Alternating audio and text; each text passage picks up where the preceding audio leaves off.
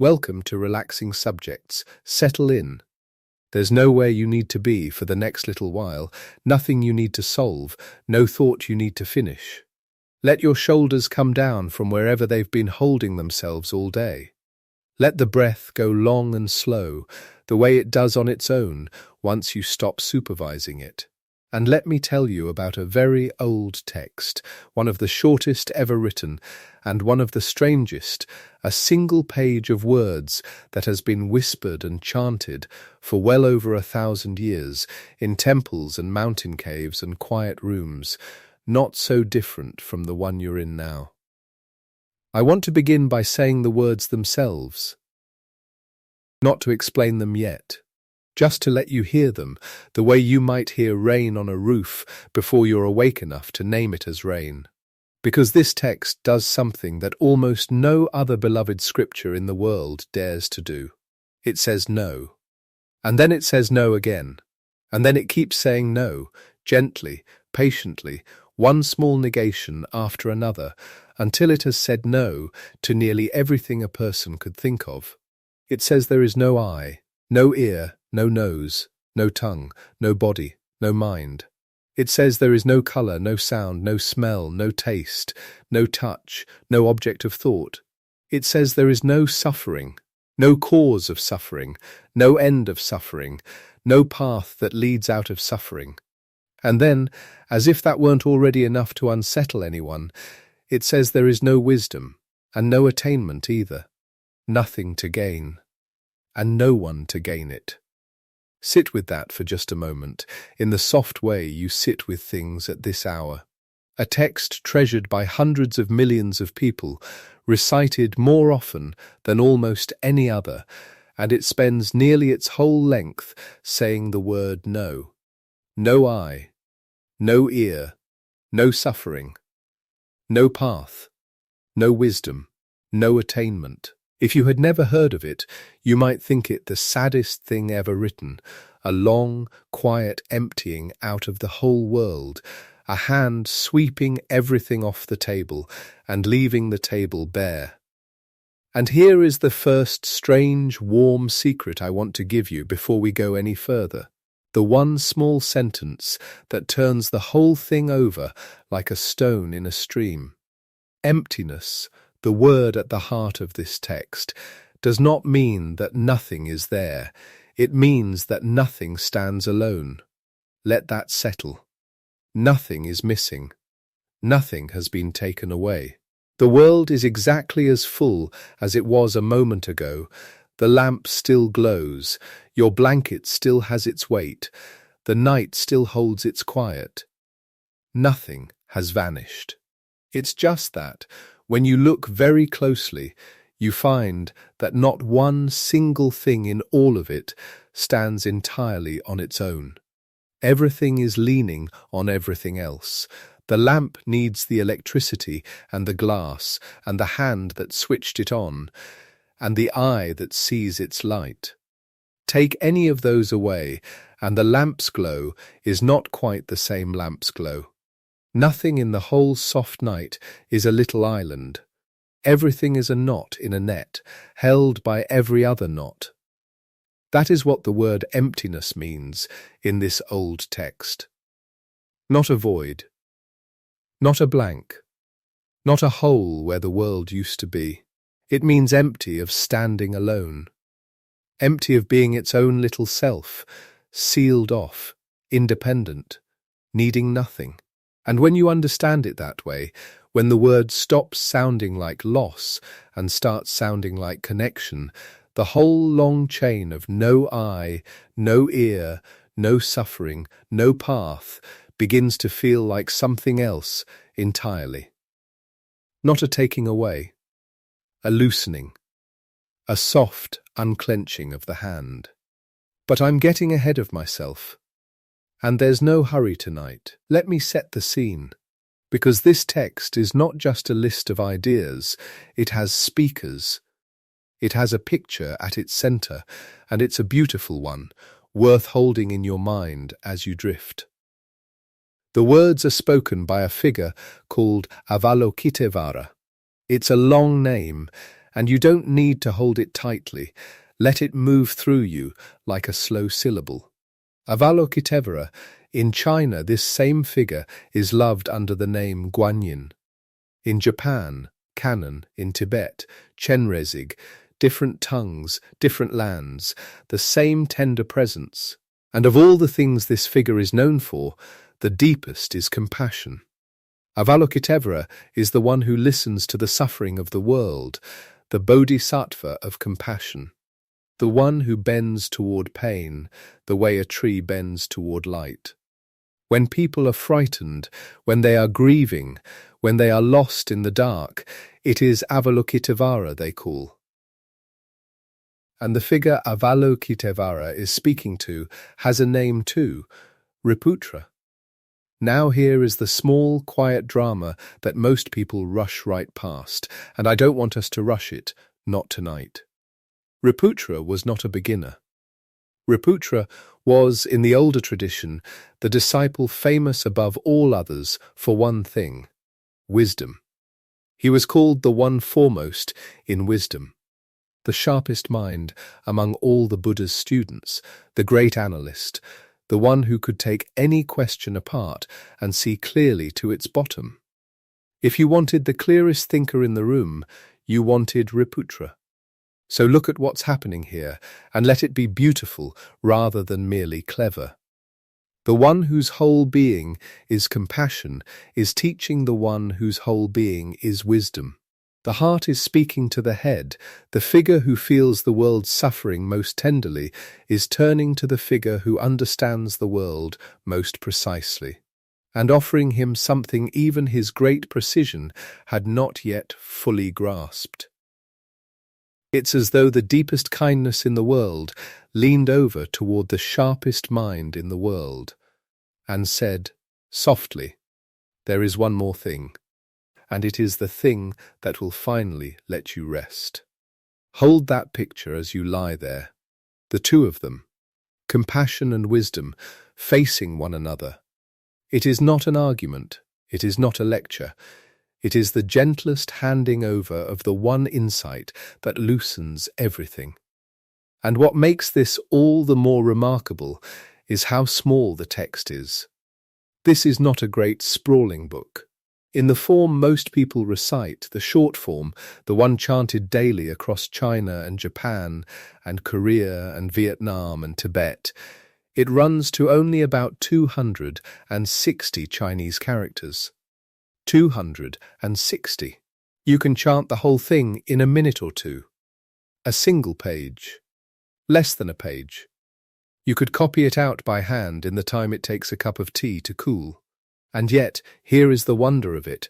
Those 260 characters are said to hold, distilled inside them, an entire library.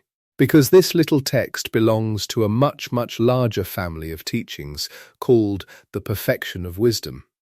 The Sanskrit for that is prajpramit. Let the sound of it roll slow and low, prajpramit, the perfection of wisdom. And these perfection of wisdom teachings are vast. They run to tens of thousands of lines. The largest version of them stretches to 100,000 lines. 100,000, an ocean of text, more than any single person could comfortably hold in a lifetime of reading. And this tiny page, this 260-character whisper, claims to be the heart of all of it. The very core, the one drop that carries the taste of the whole ocean. That claim is even written into its name. The full title in Sanskrit is Prajpramit Hdeya, the heart of the perfection of wisdom. And that word, Hdeya, is doing something lovely, something worth pausing over. Because Hdeya means heart, yes, the beating heart, the warm center, the tender middle of a thing, but it also means essence, the core, the distilled inner truth of something, the part that, if you had only that, you would have what mattered most. So the title is not modest. It is saying, here, in this single page, is the beating heart of 100,000 lines. Here is the essence. If the whole vast literature of the perfection of wisdom were a great tree, spreading its branches across centuries and countries. This little text is the seed you could hold in the palm of your hand, the seed that contains, folded up inside itself, the whole tree. The heart, the essence, both at once, in one small word. There is something deeply restful in that idea, I think, when you let it in slowly. That the enormous can be folded into the small.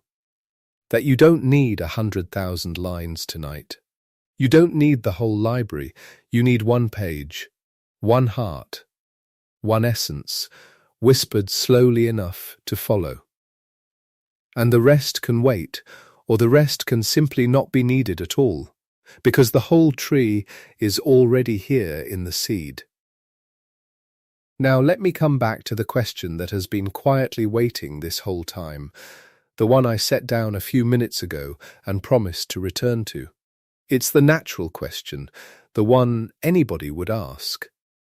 If this text is nothing but a long, patient chain of no's, no eye, no ear, no suffering, no path, no wisdom, no attainment, then why on earth would anyone recite it to feel calm? Why would millions of people, over more than 1,000 years, choose this of all texts to chant when they wanted peace? Why reach for the page that says no to everything when you're looking for comfort? It's a fair question. It might even sound, at first, a little backwards. When we want to feel better, we usually reach for yes. We reach for reassurance, for something added, for a warm word placed into our hands. We want to be given something. And here is a text that seems, on its face, to give nothing, that seems, line by line, to take things away. But stay with me, softly, because the answer is the whole reason this became a sleep text, a bedtime whisper, a thing people say in the dark to let the day dissolve. The answer is that all those no's are not taking things away from the world. They are loosening the grip of the mind that clutches at the world. Think for a moment about what your mind has been doing all day, and don't judge it, just notice it, the way you'd notice weather. All day, quietly, without ever being asked, your mind has been gripping. Gripping at tasks, gripping at worries, gripping at the thing someone said and the thing you wish you'd said back. Gripping at plans, at fears, at the endless small list of what still needs doing. It grips at your idea of yourself, who you are, how you're seen, whether you did enough. It grips even at its own thoughts, holding each one a little too tightly, turning it over and over. The whole day is, in a way, a long clenching, a fist that never quite opens. And what this old text does, this is the secret of it, is it goes gently, one by one, to each of the things the mind is gripping, and it loosens the fingers. No eye, it says, and the grip on seeing eases a little. No ear, and the grip on hearing eases. No suffering, and the grip on the day's ache loosens its hold. No path, no ladder you're anxiously climbing, no distance still to cover, no rush. No wisdom to seize, no attainment to chase, nothing you have to get, nowhere you have to arrive. Each no is not a wall, each no is a hand opening. A finger, one at a time, letting go. That's why it soothes. Not because it hands you something new to hold, but because it quietly asks you to set down everything you were already holding. And there is a deep bodily relief in setting things down. You know this feeling. You've felt it in your own hands at the end of a long day, when you finally put down the heavy bag you'd been carrying so long you'd forgotten it was heavy. That sudden lightness. That little rush of ease as the muscles remember they don't have to clench anymore. The text does that, but for the mind. It is the slow putting down of a bag the mind has been carrying since morning. And notice, this is important, and it's the same warm secret from before. Come round again. The world doesn't disappear when the grip loosens. When you set the heavy bag down, the room is still there. The floor is still there. You are still there. Nothing has vanished. You've simply stopped straining against it all. The eye still sees. You've just loosened the anxious clutching at seeing. The day's tiredness is still real. You've just stopped bracing against it. The nose don't erase anything. They only unclench the fist. That's the whole gentle trick of it. So when the text says no eye, no ear, no nose, no tongue, no body, no mind, it isn't claiming you have no senses. You plainly do. You can hear my voice right now, feel the weight of the blanket, sense the darkness against your eyelids. What it's loosening is the grip that says each of these is a solid, separate, permanent little thing that you must defend and manage and hold on to. It's saying, let even these be light. Let even your senses rest in the net of everything, leaning and held, rather than standing alone like anxious sentries. Let seeing be soft. Let hearing be soft. Let the whole apparatus of you go loose, like a hand uncurling on the pillow.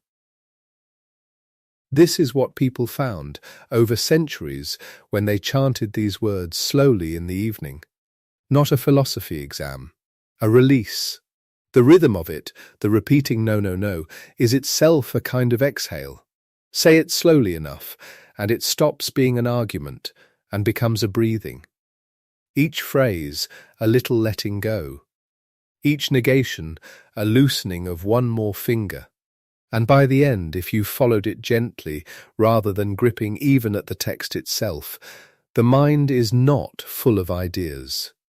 It's simply open, unclenched, resting, and that is why it has been carried for so long, from India, across the deserts, into China, into Japan, into Tibet, from ancient monasteries into your own quiet room tonight.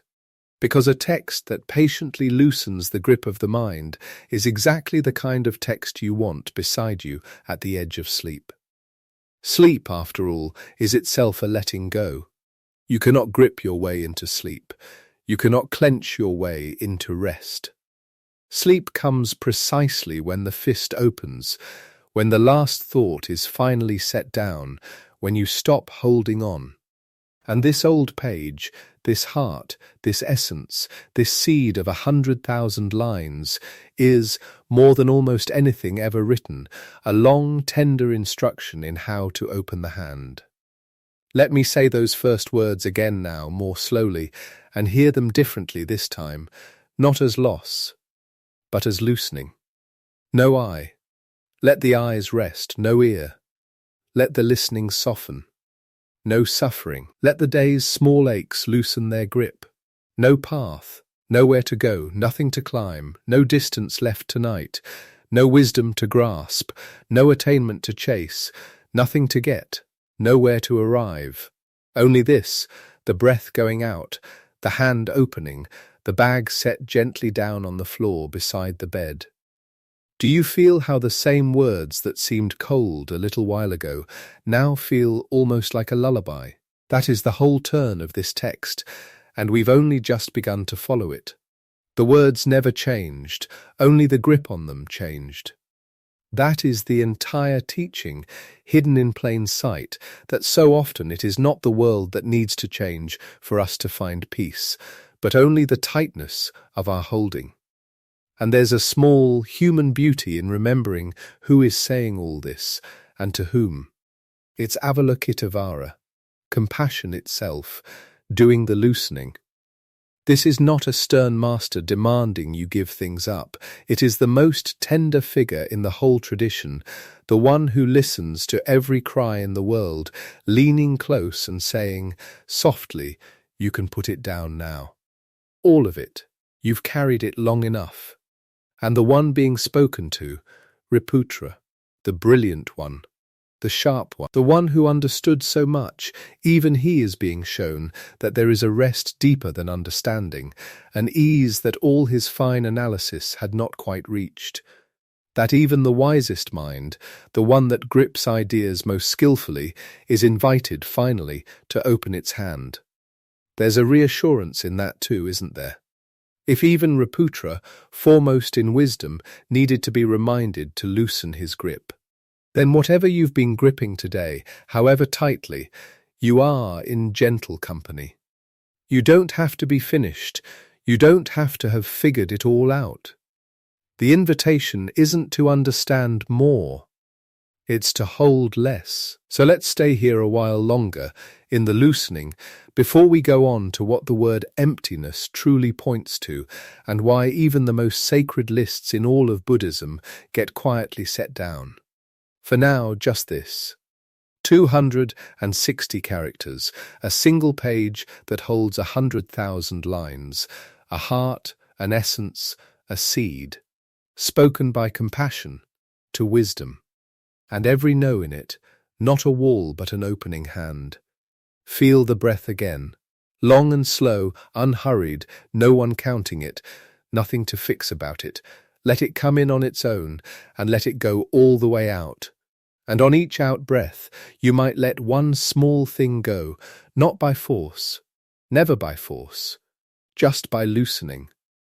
The thing from work, the unfinished conversation, the plan for tomorrow that will keep perfectly well until tomorrow. The idea of how this night is supposed to go. One finger at a time, no path tonight, nowhere to arrive, no wisdom you have to seize before morning. Only the hand slowly opening, and the soft dark, and the old words moving through the room like water finding the lowest, most restful place. Because here is the thing that makes this text so unlike what people expect when they first hear those no's.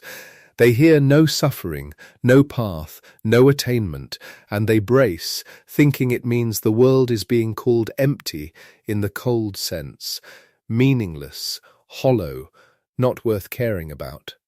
And nothing could be further from what the words intend. The world is not being emptied of meaning. It is being emptied of your desperate grip on it. And those are opposite things. To loosen your grip on someone you love is not to love them less, it's to stop clutching them so hard that neither of you can breathe.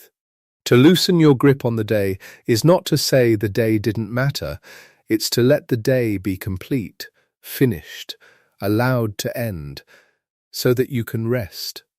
Emptiness, in this old and gentle sense, is not the absence of the world, it's the presence of the world without the ache of holding it too tightly. And that ache, that constant, low, all-day ache of holding, is so familiar to us that we mostly don't even feel it as an ache anymore. It's just the background hum of being awake and busy and responsible. But it's there. It's in the jaw you're only now letting go slack. It's in the shoulders you've dropped twice already tonight and could drop a little further still. It's in the 100 tiny tensions the body carries as the physical shape of a gripping mind.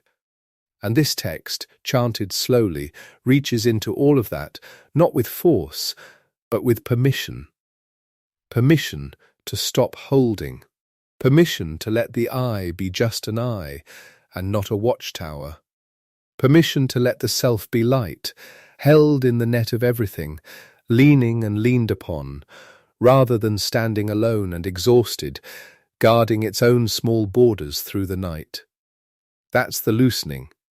That's the mechanism, said simply, though we'll go deeper into it as the night goes on, into what emptiness really is, and how it turns out to be the same thing as everything being connected, and why the text goes so far as to set down even the Buddha's own first teaching, and what that last strange line of pure sound at the very end is for.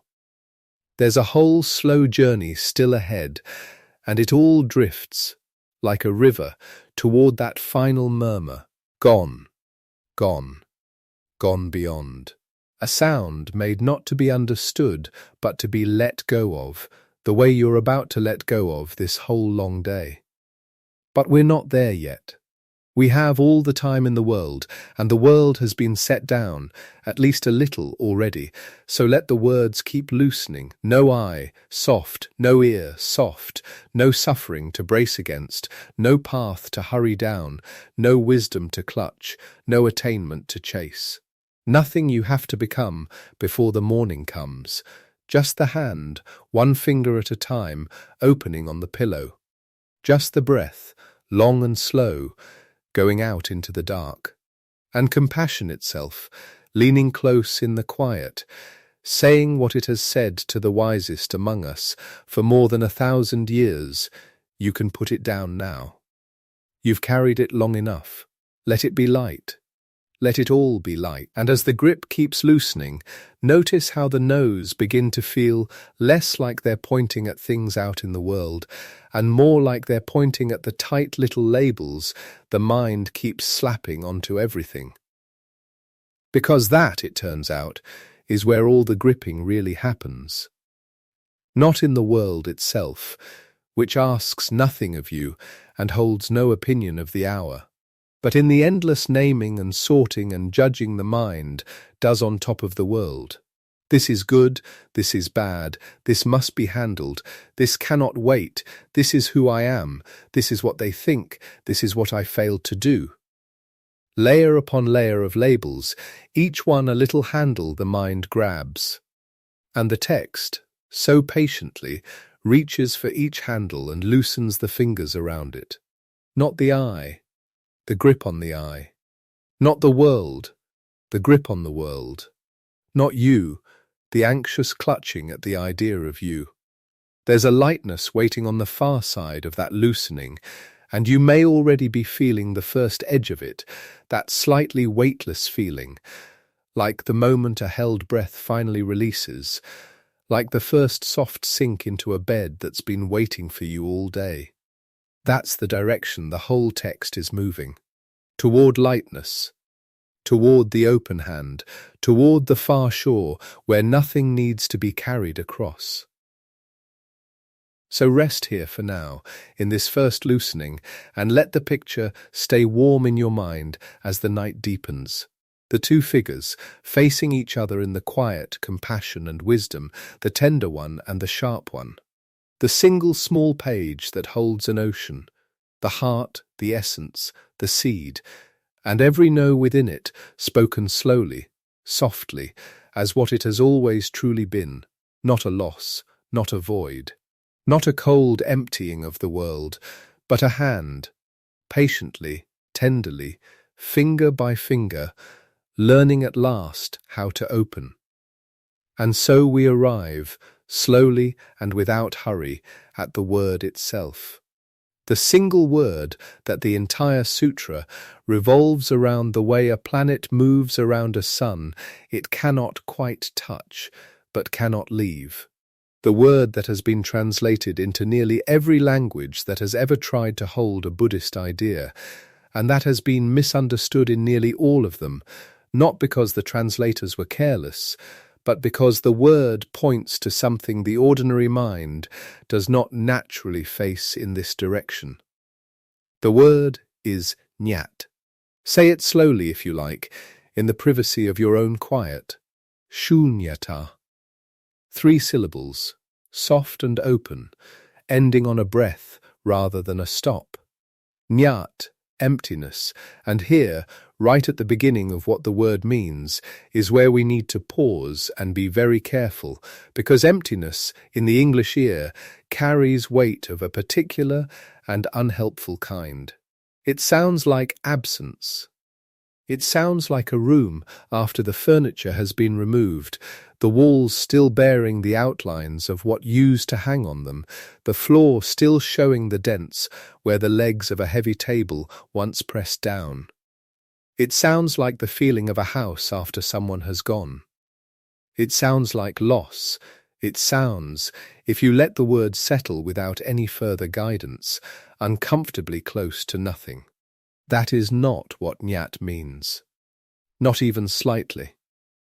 And the history of this misreading is long enough and widespread enough that the sutra itself, you could argue, is structured partly as a protection against it, a series of moves designed so that the mind can receive the teaching without collapsing it into the one thing it most fears, which is that everything it cares about might turn out to be without any meaning or substance at all.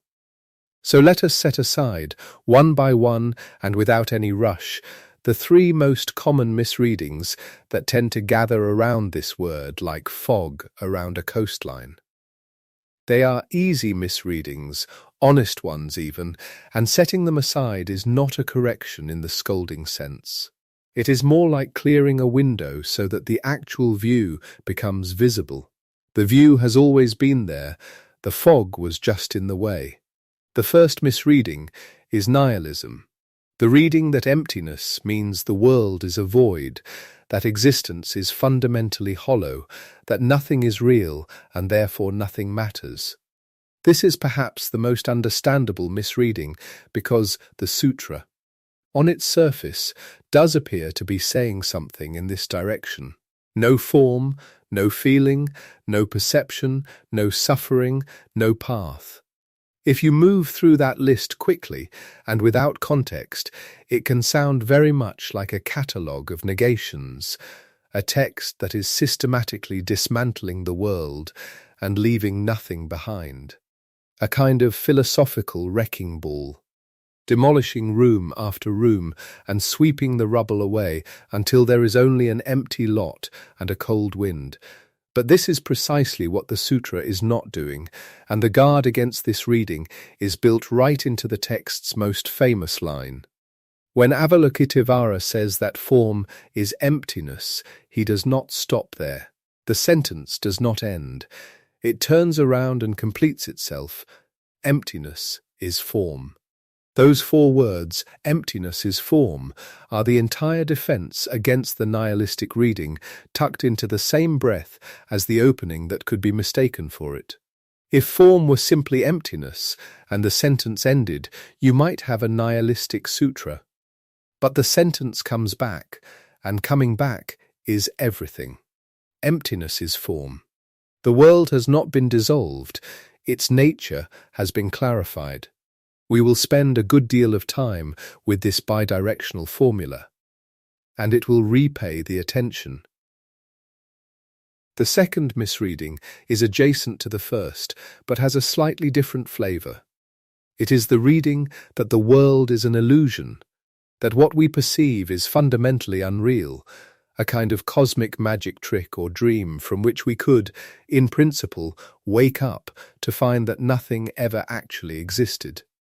This reading has a long life in popular summaries of Eastern philosophy, and it appears in various forms in New Age contexts, where the idea that the material world is just an illusion is sometimes treated as both liberating and, paradoxically, as a reason to stop taking anything seriously.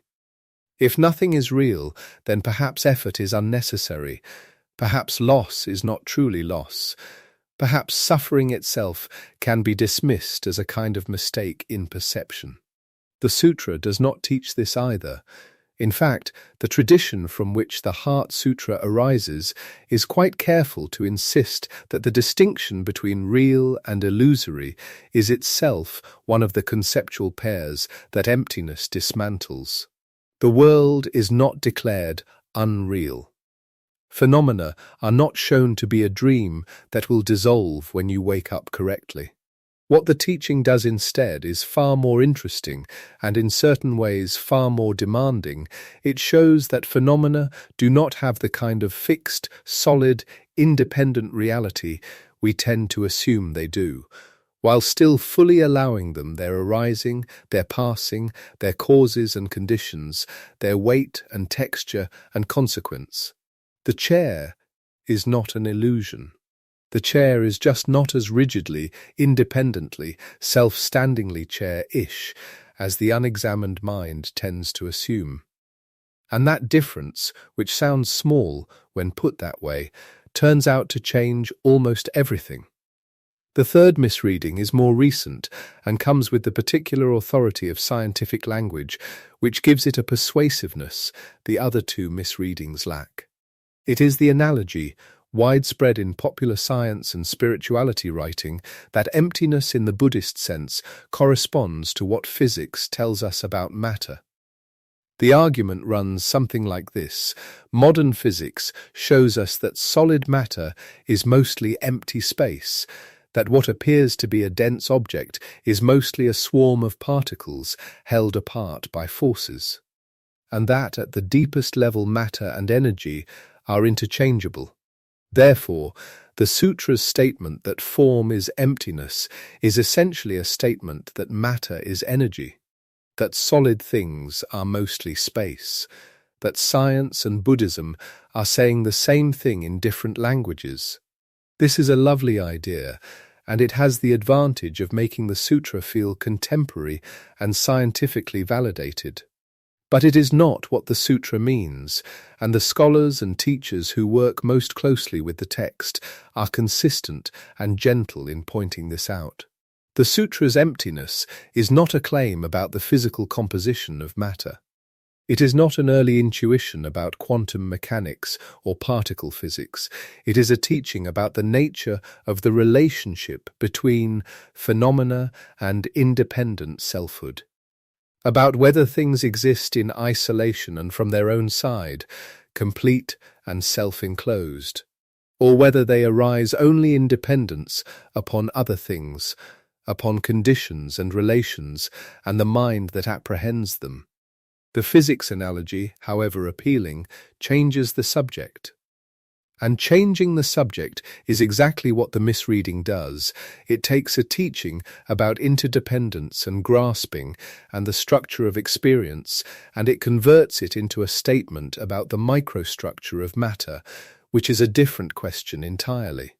So we set this analogy gently aside, not with contempt for the people who find it moving, many of whom are drawn to the Sutra precisely because of it, which is its own kind of useful doorway, but with the recognition that the door it opens leads to a slightly different room than the one the Sutra actually offers. And the room the Sutra actually offers is, in the end, far more intimate and far more immediately available to the mind that is right now, in this quiet, beginning to soften towards sleep. With the three misreadings cleared away, we can turn toward what Nyat does mean, and the most precise and careful way into its actual meaning comes through another Sanskrit word, svabhva. Sva means own or self.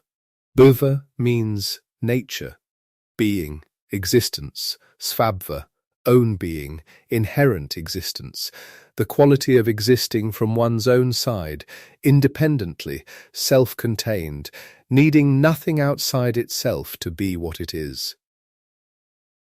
When the tradition says that things are empty, what it means, in the most exact formulation available to it, is that things are empty of svabhva, empty of inherent, independent, self-standing existence. Not empty of existence altogether, just empty of this particular and very specific kind of existence, the kind that would be self-enclosed, self-generating, self-explaining, needing no other thing to be what it is. Think of any object you know well. A cup, say, a simple ceramic cup, sitting on a table, holding nothing at the moment, just sitting there being a cup. The ordinary unexamined assumption about the cup is that it has its cupness from itself, that it is a cup in the way that a mathematical truth is true, on its own, regardless of anything around it. Complete and self-enclosed, cup through and through, with nothing outside needed to make it so. This is svabhva, the assumption that the cup carries its own being inside itself, like a flame carries its own heat. But look more carefully at the cup.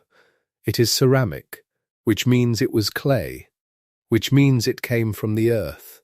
which means it carries the conditions of particular soil and particular water and the hands of particular people who dug it and shaped it and fired it. It is a cup because someone decided to drink from it, because hands exist in a shape that can hold it, because mouths exist that want liquid, because the entire elaborate dependency network of human civilization created both the need for cups and the concept of cups and the word cup and the cultural assumption that this is what you use for this purpose. Take away the hands and the mouths and the social world and the concept, and you have an object of a certain shape. But the cupness of it, that particular quality we mean when we name it, is not sitting inside the clay, waiting to be discovered. It arises from the meeting of the object with all of that. It is a dependent arising. It is empty of inherent cupness, while being fully, functionally, practically a cup. This is Nyat at the most ordinary and approachable level. And once you see it in the cup, you start to see it everywhere, not because it is strange, but because it is the most natural thing in the world. The world was always this way, always arising in dependence rather than in isolation, always woven rather than discrete. The teaching does not add something new to the world. It removes an overlay we have been applying, a kind of mental varnish of assumed self-enclosedness that we coat over everything we encounter, that makes each thing seem to exist in a bubble of its own making. Now we can return to the pivotal formula, the line from the Sutra that everyone has heard, even those who have never opened a Buddhist text. Form is emptiness, emptiness is form. In Sanskrit, urpanyat, nyataiva urpa. But the sutra does not give just this couplet. It extends the formula into 4 movements, and each movement adds something essential to the whole. Form is not different from emptiness. This is the first movement. Between form, the world of shapes and colours and textures and things that can be touched and measured, and emptiness, the absence of inherent, independent existence, there is no gap. They are not 2 separate territories with a border between them. The form you see and the emptiness of that form are not 2 different facts about 2 different things. They are inseparable. This is not saying that form vanishes into emptiness or that emptiness is hidden behind form. It is saying, look at the form, all the way in, past the surface, past the edges, past the assumed self-enclosedness, and emptiness is what you find. The 2 do not differ. Emptiness is not different from form. The second movement reverses the direction. Just as form has no existence apart from emptiness, emptiness has no existence apart from form. This is crucial. Emptiness is not a background, a void, a substrate that underlies the world of forms the way a blank canvas underlies a painting. Emptiness is not the ground of being in the sense of something more real or more fundamental than the world we live in. You cannot go find emptiness by moving away from form. It is not out there, somewhere cleaner and quieter, waiting. There is no emptiness that is not the emptiness of particular things. In the most precise sense, the teaching says, if you strip away all the phenomena, all the forms, all the arising and passing, you have not arrived at emptiness. You have simply left the territory where emptiness is a meaningful concept. Emptiness and form need each other, in the way that the concept of space needs things for space to be between, and the concept of silence needs sound for silence to be the absence of. Form is emptiness. The third movement is the direct identity statement. Not form is like emptiness, or form points toward emptiness, but form is emptiness. The copula does its full work here. What is form? It is emptiness. Completely, without remainder, without a residue of svabhava left over that hasn't been emptied. Every particle of form, every arising, every colour and weight and texture, empty, not hollow, not absent. Empty of inherent, independent, self-enclosed being. That's the entirety of what it is saying, and that entirety is not the annihilation it sounds like, it is the liberation of things from a kind of frozen rigidity we were imposing on them, the liberation into the fluid, dependent, alive, arising they actually have. Emptiness is form, the fourth movement, and the one that most completely seals the defense against nihilism. Not only is form empty, emptiness itself takes form, manifests as form, is always and only encountered as form. The sky is not a void between things, it is part of what makes the flight of a bird possible. Silence is not the absence of music, it is what gives notes their shape. And emptiness is not the black space where form used to be before it was correctly seen through. Emptiness is the very nature of form as it arises, right now, in its dependent and fluid and fully present arising. The bidirectionality of the formula is the whole argument. It runs in both directions, completing a circuit so that neither end can collapse into nothingness. Form does not dissolve into a void. Emptiness keeps arriving back as form. And form does not harden into a fixed, solid entity. Emptiness keeps reminding us of its nature. The two terms are like two descriptions of the same breath, the out-breath that releases and the in-breath that receives. You cannot have one without the other. And once that circuit is felt, not just understood as a philosophical statement, but actually felt in the way the body feels a completed breath, something in the anxious grasping of the mind begins to ease.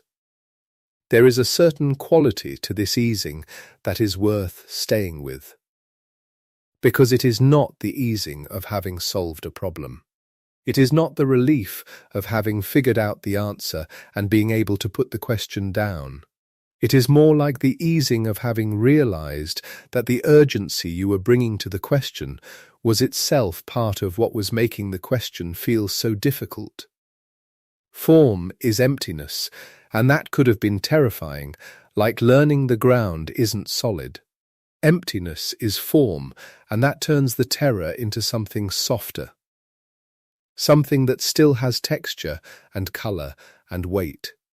Something you can still put a cup on and have the cup stay there, while knowing, in whatever quiet place you know things in, that the cup's cupness is a relational dependent arising rather than a self-enclosed fact. Now the text is ready to do something that, even for those who have heard the Heart Sutra many times, still carries a kind of quiet surprise. It is going to decompose you. Not dramatically, not cruelly, but with a very particular Buddhist analytical patience. It is going to look at the thing we call a person, the thing we call a self, and it is going to ask, what, exactly, is that? And it is going to answer by breaking the apparently unified, apparently solid experience of being a self into 5 streams, 5 categories, 5 aggregates. These are what the tradition calls the skandhas, and the word skandha itself is useful to know. It means aggregate or heap, a pile, not a solid block. As if to say from the outset, what you are is not carved from a single piece. The sutra does not use the word skandha in a spirit of reduction, the way a scientist might reduce a sunset to the physics of light scattering and feel that in doing so they have explained it away. The intention is different. The intention is to show the self as a dependent arising, the same way the cup is a dependent arising, not to make it disappear, but to reveal the nature of its arising, and thereby to loosen the grip of the assumption that somewhere inside all of these processes there is a core self, a fixed kernel of selfhood, a little homunculus of me-ness that is doing the experiencing and that could, in principle, be isolated and examined and found to have its own inherent, independent svabhava. There are 5 skandhas, 5 streams that together constitute what we experience as the flow of being a person. The first is urpa, form, and this is the same urpa that appears in Urpanyat. Form is emptiness. In the context of the skandhas, urpa refers to the physical dimension of experience, the body, the material form, the warmth and weight and breath that make up the embodied side of being here. Right now, you have access to it. The surface you are lying on, the temperature of the air on your face, the slight rise and fall of the chest, the particular aliveness that is your body in this moment. That is rupa. That is the first stream. The second is Vedan, and here the translation requires a small note of care. Vedan is often translated as feeling, but it does not mean emotion in the way English speakers typically use that word. It means the basic affective tone of experience, not the complex elaborated emotion, but the first instant of valence. The initial colouring of pleasant, unpleasant, or neutral that arises the moment any experience appears. Before you have named it, before you have decided what to do about it, before the story mind has had time to construct a narrative around it, there is this, a bare flicker of pleasant or unpleasant or neutral, the simplest possible assessment, the first breath of response. That is Vedan. It is so fast and so basic that in ordinary waking life we rarely catch it. We only become aware of the emotion that has already been built upon it. But it is there, a constant undercurrent, the subtle colouring of every moment. The third skandha is Saj, perception, recognition. This is the function that identifies, the function that takes the raw material of sensation and says what it is. This is a sound. This is a face. This is danger. This is familiar. Saj is the categorizing function, the matching of current experience to the stored templates of past experience, the capacity to recognize rather than simply receive. When you hear a word and it means something to you rather than being merely a sound, that meaning-making is Saj at work. When a smell calls up a memory so precise, it feels like you are suddenly there again. A kitchen from 20 years ago. A person who no longer exists in your daily life. That, too, is Saj, the recognition function doing its astonishing work. The fourth skandha is Saskra. This one is the most difficult to hold in a single translation because it points to something broad and layered. Mental formations, volitional factors, mental fabrications, different translators offer different terms, and each one catches a slightly different face of the original.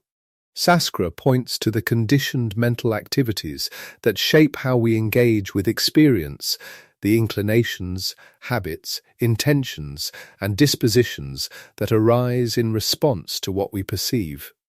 It includes things like attention, intention, volition, hope, fear, confidence, doubt, compassion, envy, the entire spectrum of the elaborated mental life, the part of experience that is most distinctly personal feeling, most distinctly shaped by history and conditioning, and the accumulated weight of everything that has happened to this particular being. If Urpa is the body, and Vedan is the first flicker of response, and Saj is the recognition, Saskra is everything that follows, the full flowering of mental engagement with the world. The fifth skandha is Vena, consciousness. Awareness, the bare knowing that something is occurring. In the Buddhist analysis, consciousness does not float free of its objects. It always arises as consciousness of something. Consciousness of a sound, consciousness of a sensation, consciousness of a thought, consciousness of a smell. The six sense bases each have their corresponding consciousness: eye consciousness, ear consciousness, nose consciousness, tongue consciousness, body consciousness, and, notably, mind consciousness, the awareness of mental events as distinct from physical ones. Vina is the stream of knowing, the light that falls on each arising in turn, without which there is no experience at all.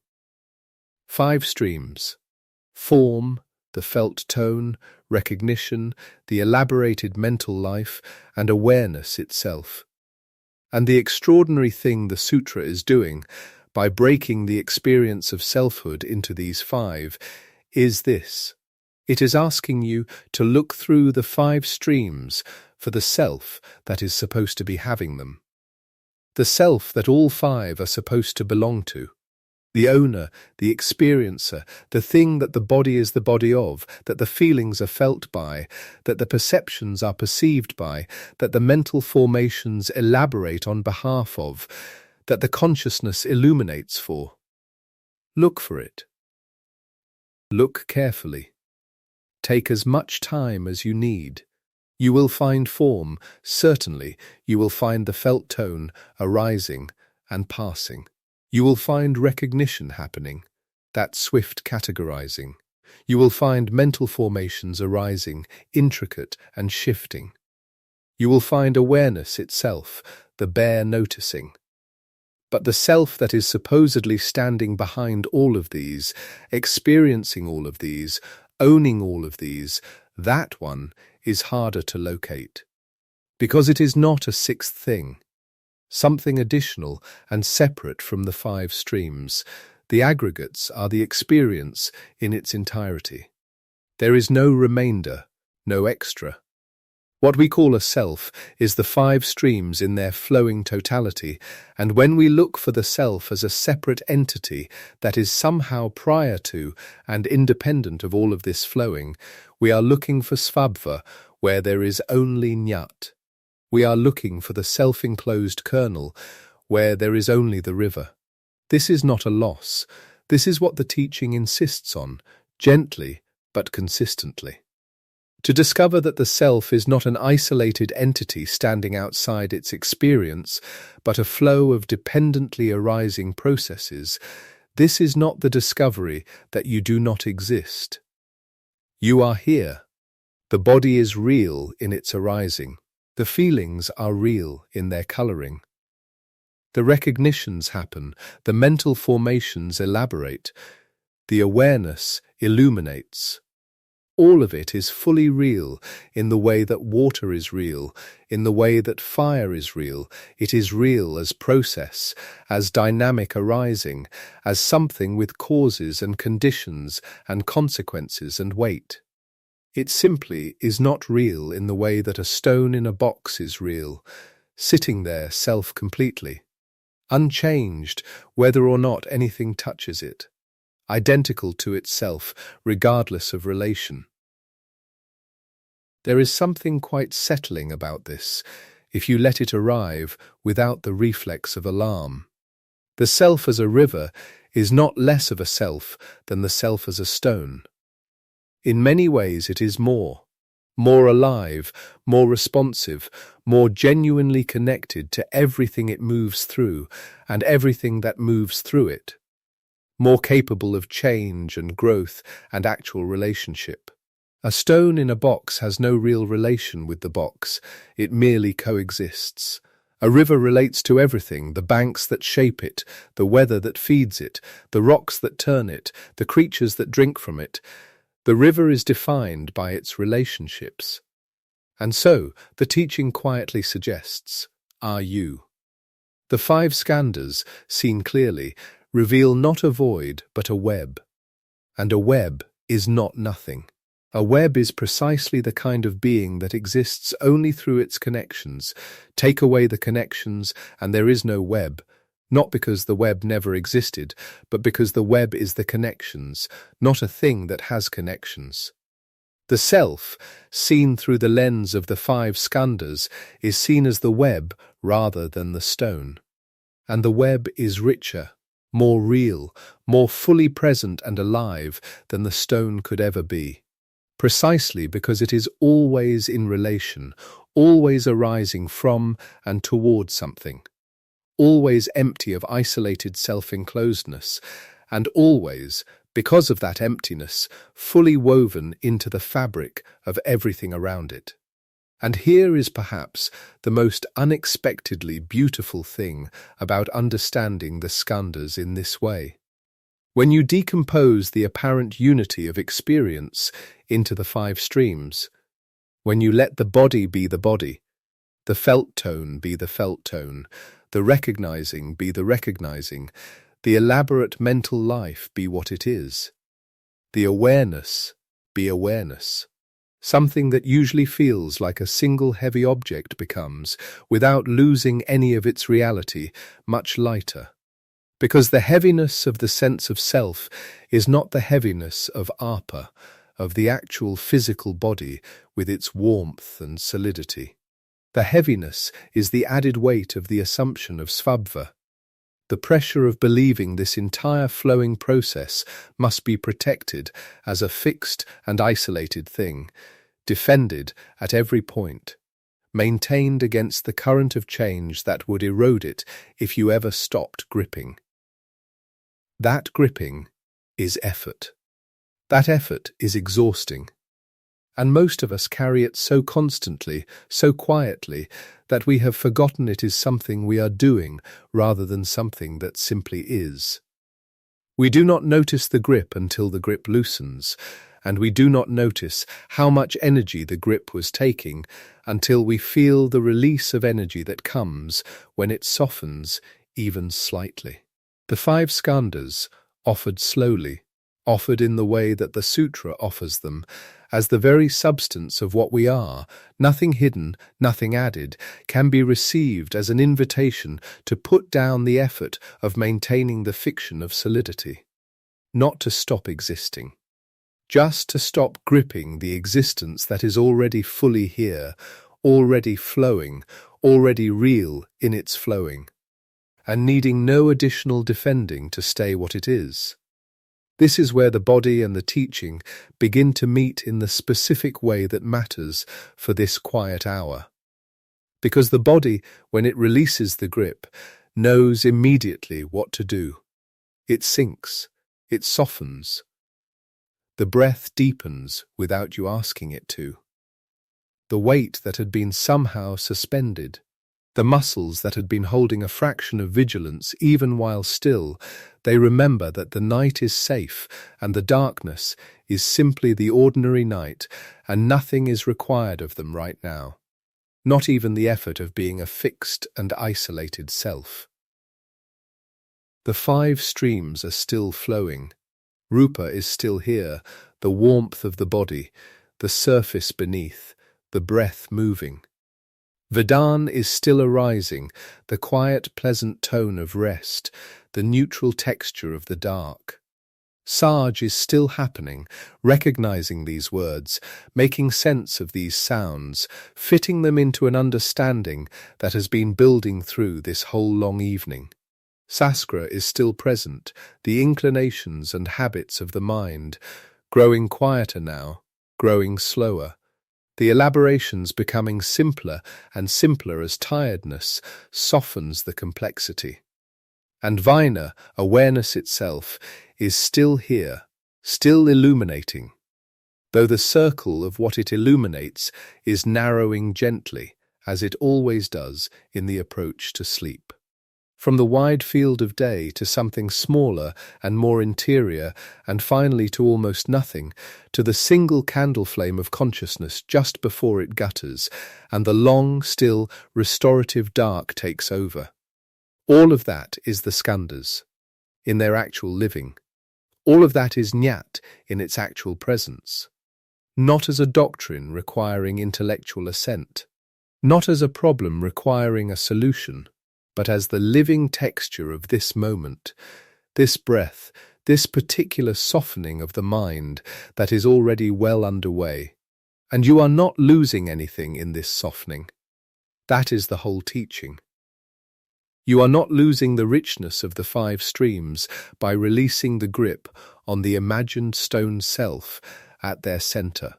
You are gaining the richness back, the actual warmth of Apa, the actual quiet of Vedan settling into neutral pleasant, the actual simplicity of recognition when the mind stops elaborating so hard, the actual peace of Saskra when it is no longer working to maintain a fortification, the actual still brightness of Vaina when it is not being deployed in service of alarm. Form is emptiness. Emptiness is form. The 5 skandhas are each empty, and they are each fully, presently, weightlessly here, arising in this breath and this stillness, carrying nothing that needs to be carried across, needing only to be felt, gently, without urgency, the way the night itself rests on the world, covering everything equally and asking for nothing in return. There was a man in India, sometime around the 2nd century of the Common Era, who looked at the teaching we have been sitting with. Form is emptiness. Emptiness is form, and instead of treating it as a poetic paradox to be admired from a safe distance, he asked the most direct possible question.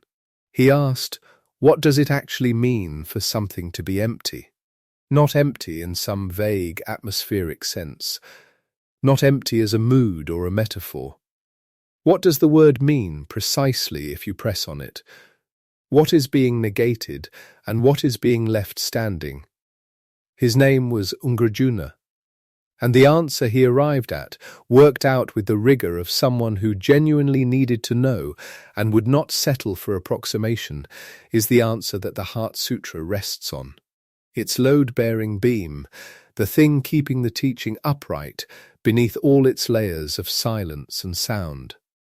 Ngrujuna founded what became known as the Madhyamaka school, the school of the middle way, named for the space between the 2 great errors, the 2 cliffs a thinker can fall from when they encounter a teaching as radical as Nyat.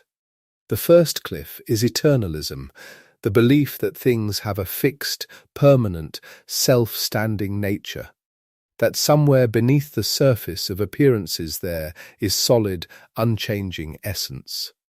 The second cliff is nihilism, the belief that if things lack that fixed essence, then nothing exists at all, nothing matters, nothing is real in any meaningful sense. In Grajuna's work, his great text, the Mlamadhyamakarik, the root verses on the middle way, is essentially one long, careful, meticulous argument for why both cliffs are wrong. Why the mind that falls off either one has misunderstood what existence actually is. And why the middle path between them is not a compromise, but a third thing altogether, a truer description. And the heart of that third thing, the center of Ngrujuna's answer, is an identity that initially sounds almost too simple, almost like a trick of language. He said, emptiness is the same as dependent origination.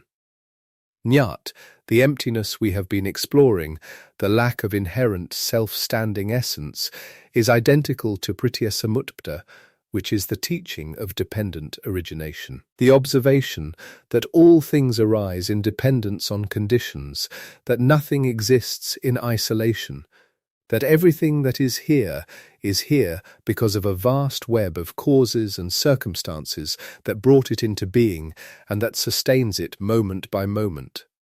These 2 teachings, emptiness and dependent origination, had existed in the Buddhist world for centuries before Ngrujuna.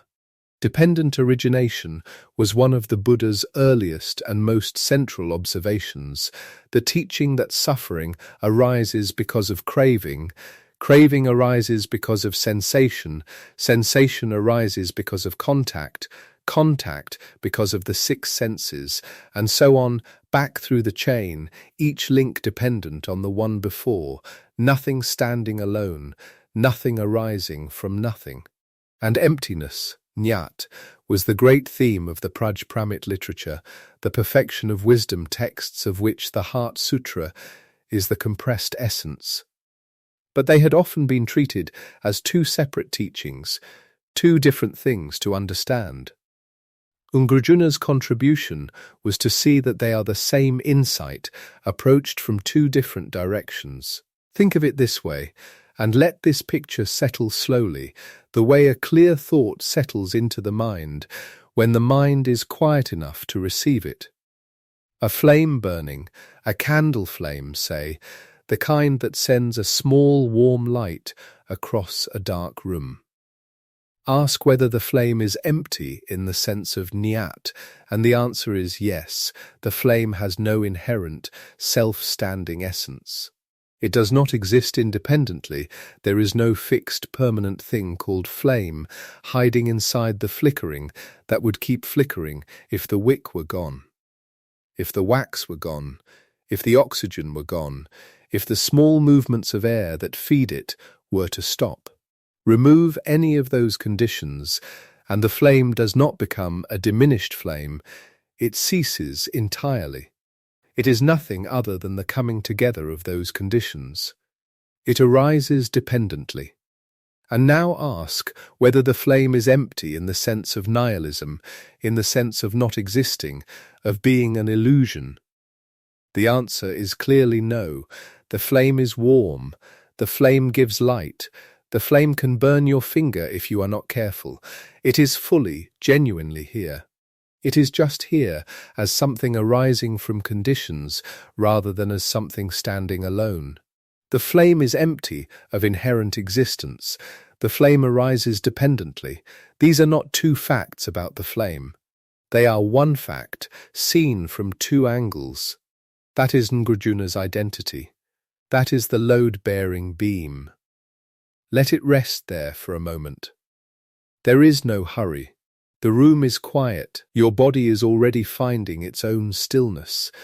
The breath moves in and out, not because you are managing it, not because anything is working to produce it, but because the conditions for breathing are present. Because lungs and diaphragm and air and the quiet chemistry of the body are all gathered here, supporting this arising, this soft and continuous breath. It is dependently originated, and because it is dependently originated, it is empty. Empty of some independent breath essence that would exist apart from all of this, and because it is empty of that independent essence, it is completely, genuinely, warmly here. Not an illusion, not nothing. Here, this is the Madhyamaka middle way, not a compromise between two wrong answers. A third thing, a more accurate seeing that dissolves the apparent dilemma altogether. And this is what the Heart Sutra is doing when it says, in its careful, accumulating way, that the Bodhisattva Avalokitavara sees the 5 skandhas as empty of inherent existence. He is not saying they do not exist, he is seeing them as they actually are, as things arising in dependence, without fixed essence, fully present, fully real, and fully at their root. Liberated from the grip of that imagined stone self at their centre. Form is not nothing. Form is empty of what we project onto it, the solidity, the permanence, the independent standing. And in being empty of that projection, form is revealed as what it actually is, dependently arising, interconnected, alive in the web of all things. Now, the sutra continues.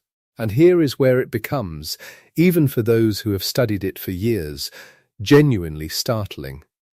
Because after establishing the emptiness of the 5 skandhas, after that pivotal fourfold formula, the text does not stop. It keeps going.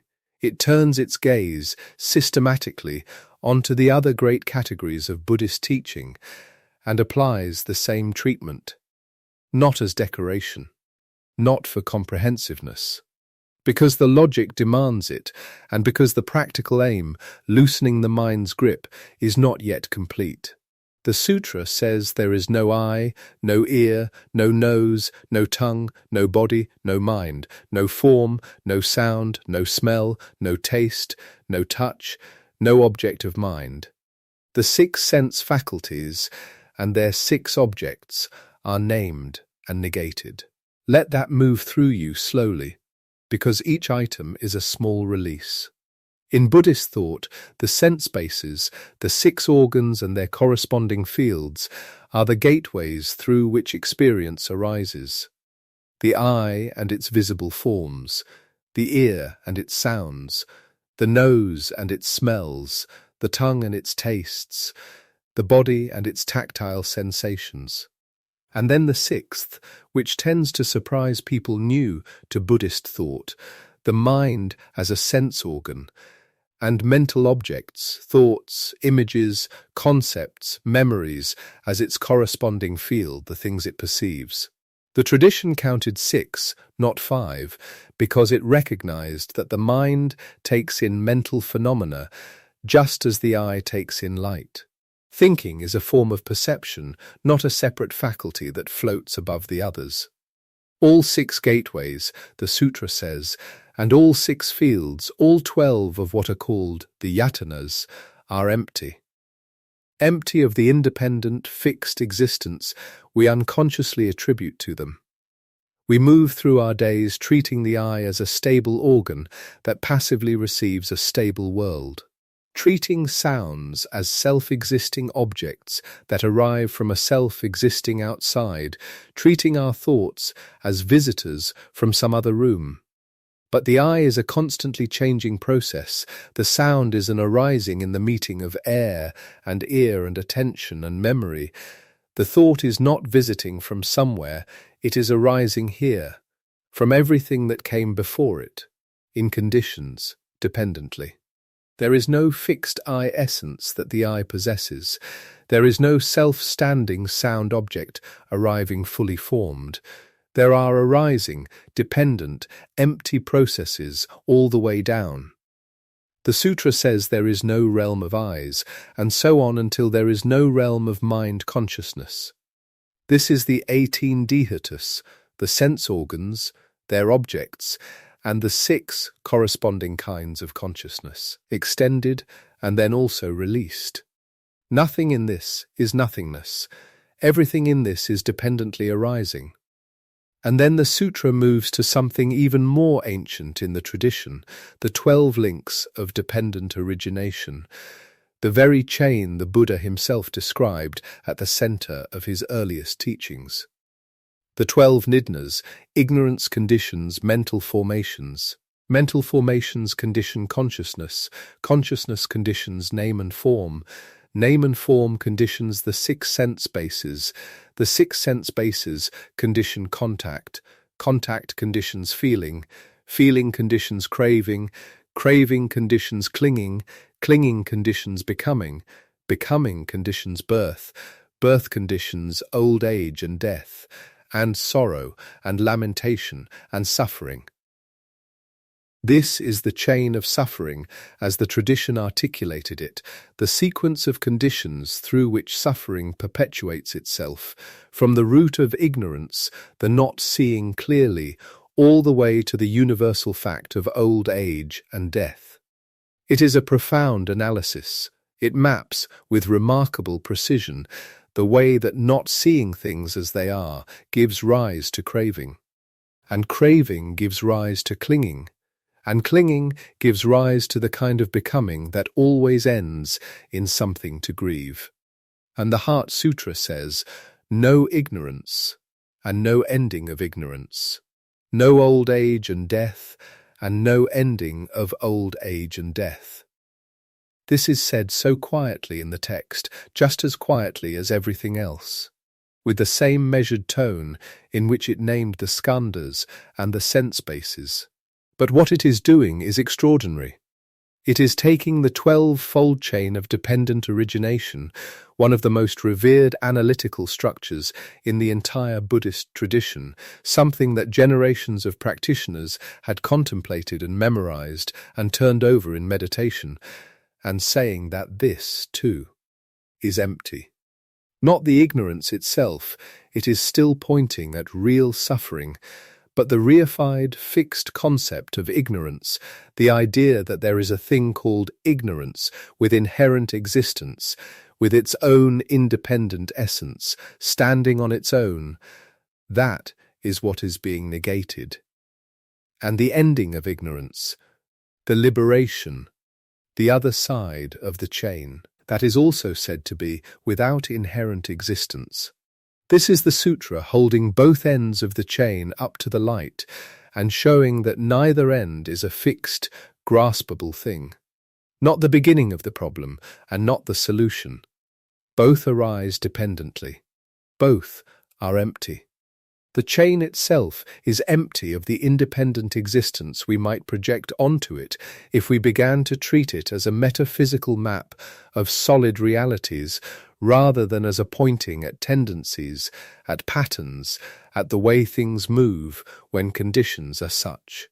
Stay with this. Let the breath be long and slow.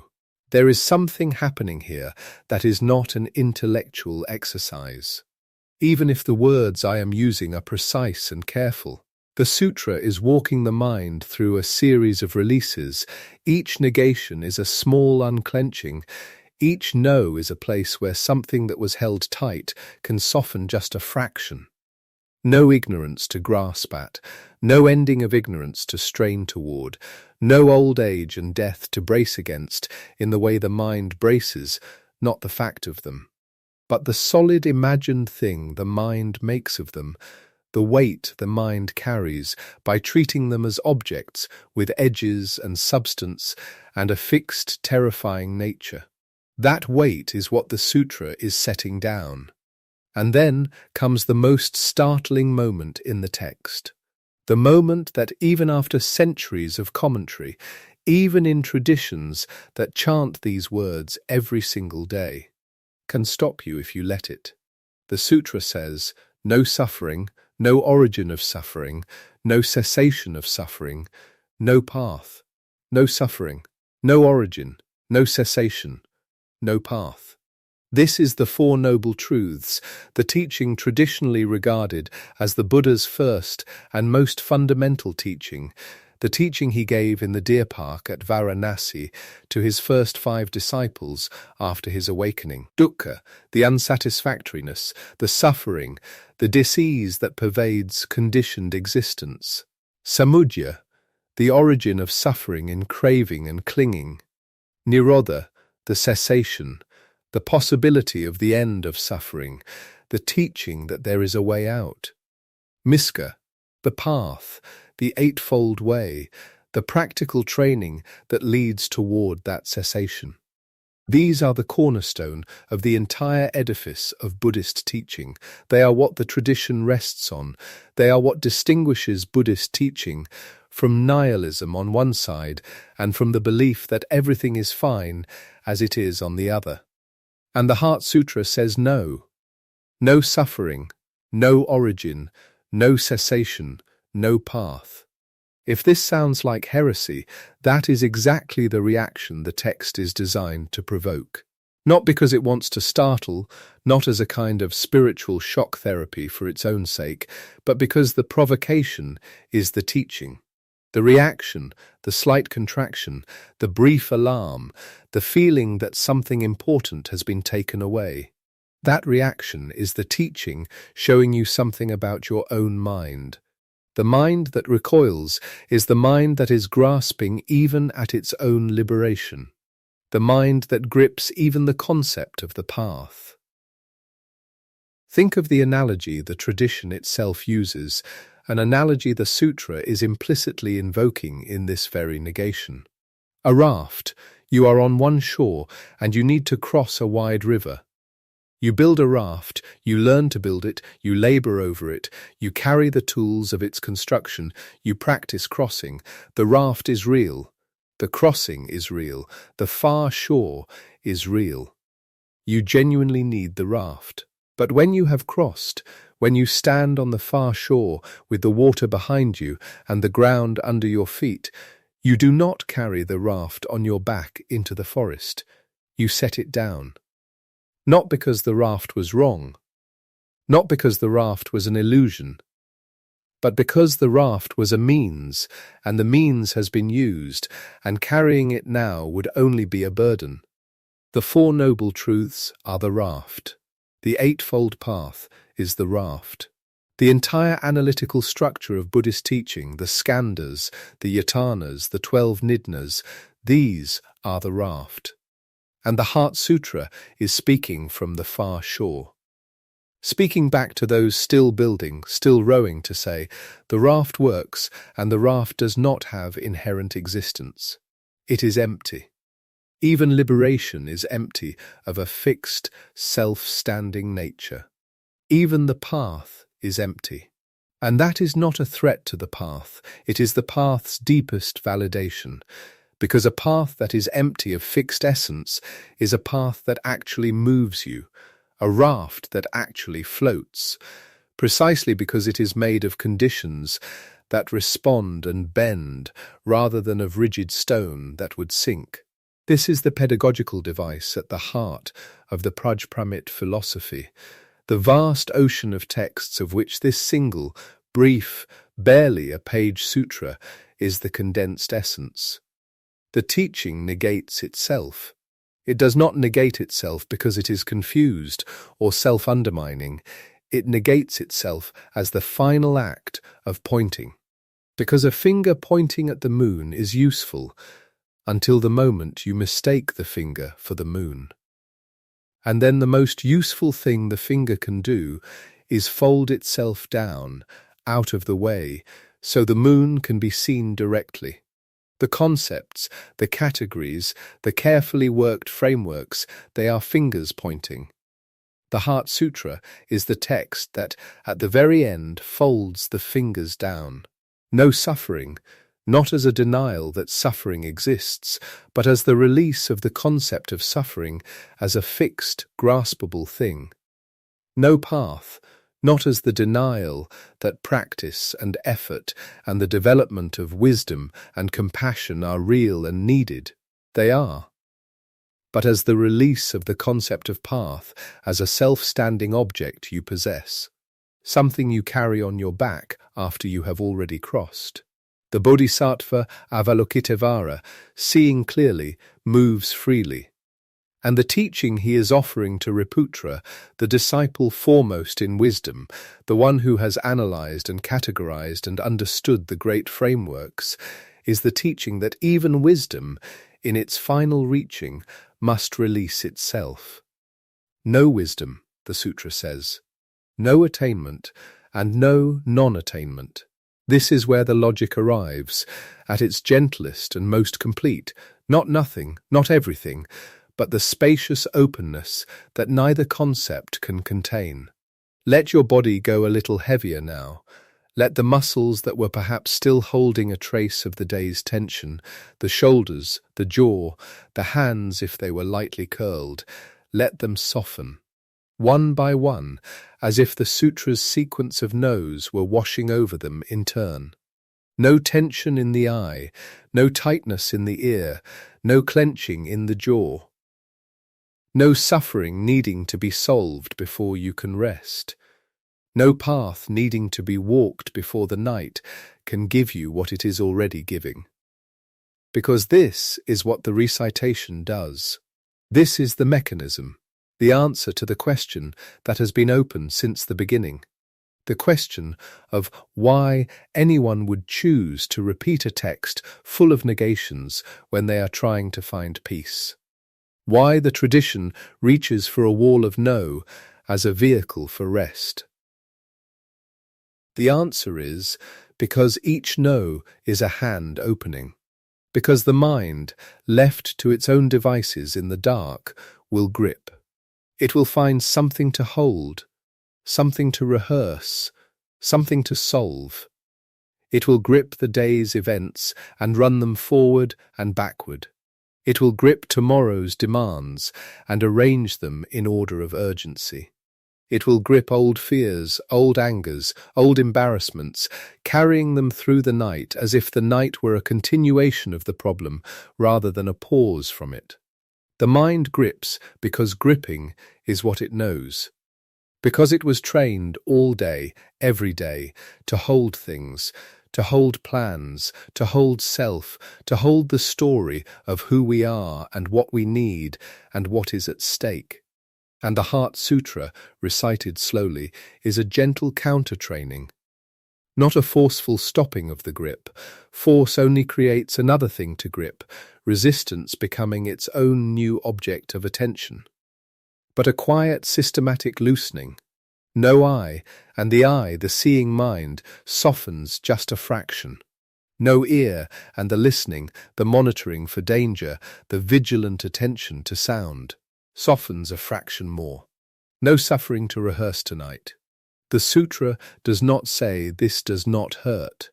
It says the concept of suffering as a fixed, self-standing object you must clutch and examine and solve before you can set it down. That concept is empty.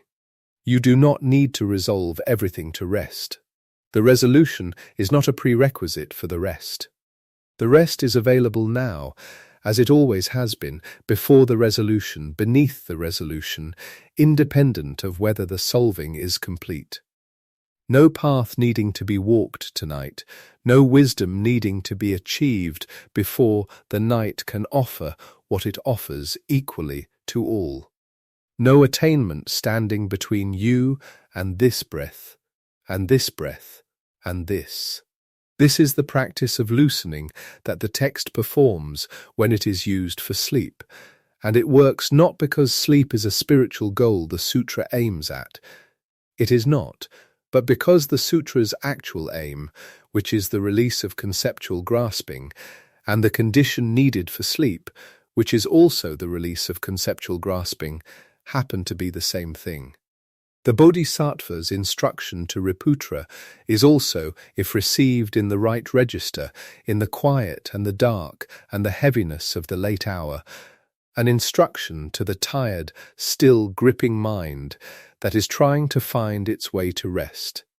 Nagarjuna worked this out with rigor and precision, with verse after verse of careful argument in the Mlamadhyamaka. Following the implications of emptiness and dependent origination through every domain, every category, every concept the philosophical tradition had treated as solid. Motion, causation, time, self, even nirvana. Each one examined, each one found to be empty of inherent existence, each one revealed as dependently arisen. Each one thereby freed from the crushing weight of the solidity the mind had projected onto it. The whole project was, in its way, a vast philosophical release, not a destruction, a release. The way a muscle that has been clenched without knowing it is clenched, feels, when the tension finally goes, not empty in the nihilistic sense, not gone, but open, available, capable of what it actually needs to do. The Madhyamaka school, the school of the middle, carries that opening forward through centuries and traditions, through the great universities of India, through the translation projects in Tibet, through the teaching lineages that brought these ideas across mountain passes and through deserts, not as abstract philosophy hoarded by specialists, but as living practice. Because the insight that things are empty of inherent existence, that nothing stands alone, that everything arises in dependence, that what we call self is a dependent arising, just as what we call flame or thought or sound is a dependent arising, that insight does not stay in the intellect when it is genuinely received. It moves through the body, it loosens the jaw, it opens the hands, it lets the shoulders find their natural unsupported weight. And the Heart Sutra, in its extreme compression, in its 260 characters, or its single page of Sanskrit, or its 1 or 2 minutes of quiet recitation, performs that movement in miniature. It takes you through the great negations, the skandhas, the sense bases and their fields, the 12 links, the 4 noble truths, not to leave you in negation, not to deposit you in a void, but to walk you through the releasing of each fixed concept until there is, at the end, a spacious open quality to the mind that is neither grasping at something nor fleeing from something, but simply present, wide, still. Think of it as a hand that has been closed all day. The grip of the day's work, the day's worry, the day's performing and planning and protecting. The sutra, received slowly, is a sequence of small openings. The fingers do not fly open, that would be its own kind of force. They relax one by one, without fanfare, without the hand needing to make a decision about it. No eye, and the forefinger loosens just barely. No ear, and the next. No suffering to solve tonight, and another finger finds its release. No path to walk before rest is permitted, and another, until the hand is open, lying quiet, weighing nothing. That is the mechanism. That is what the recitation does when it is received in this way, in this register, at this hour. It is a slow unclenching of the conceptual grip. An unclenching that mirrors, almost exactly, the unclenching the body is already doing as the night deepens. As the muscles give their held tension back to gravity, as the day's vigilance softens into the trust that is sleep. And there is still something ahead of us, the sutra's final passage. The sound it ends with, rather than the argument it might have ended with, the 5 syllables it offers, not as a conclusion, but as a carrying. The text arrives at the end of its long sequence of negations, with the mind opened and the hand open, and it does not offer a summary. It offers a mantra, a sound, something to be carried across rather than understood, something that the tradition describes as the great mantra, the mantra of great knowledge, the unsurpassed mantra, the mantra without equal, and that is at the same time. Something no translator fully agrees on, something whose grammar is contested, something whose exact meaning the text itself does not explain, perhaps because the explanation would be the wrong kind of thing, would put a concept back in where the text has just finished, gently removing all the concepts. Gate, pragate, prasagate, bodhisvich.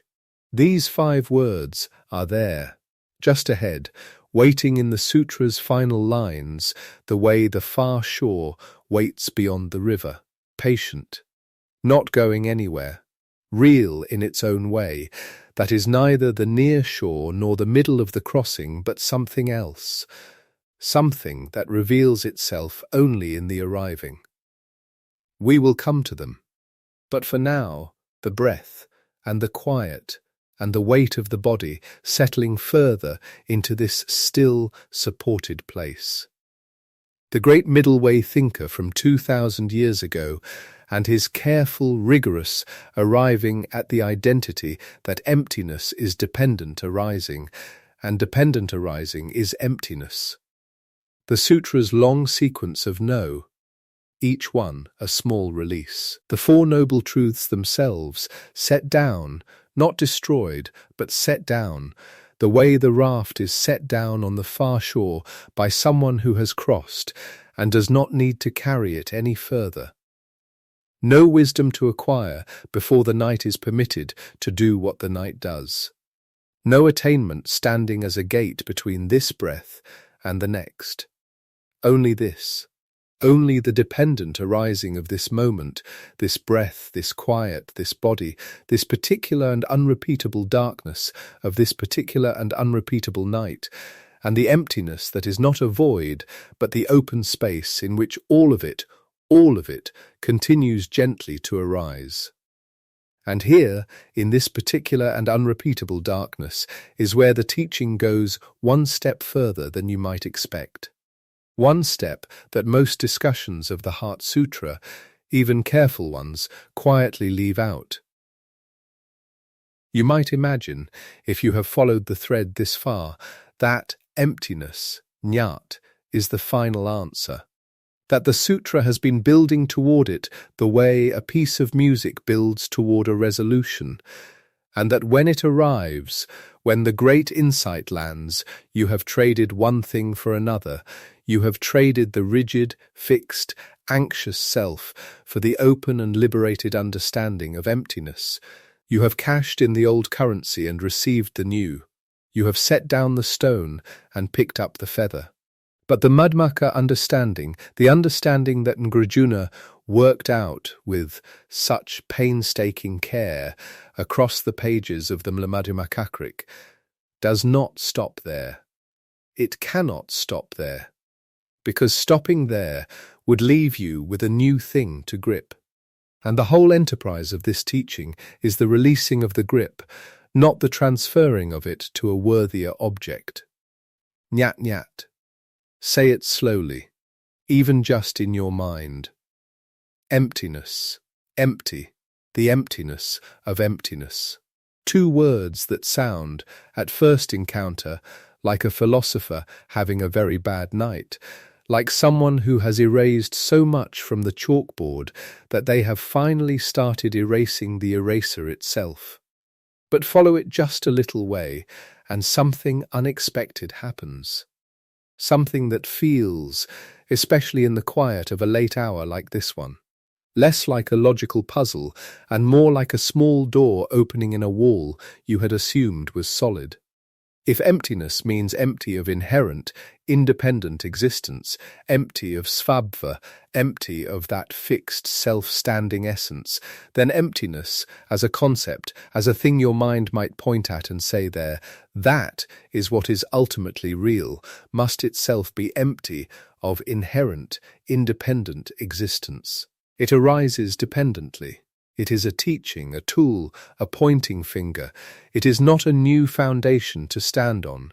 It is not a stone to pick up after you have set the other stones down. Think of it this way. You are carrying a very heavy bag, the bag of fixed, solid, independently existing things. Your sense of self as a hard and permanent something.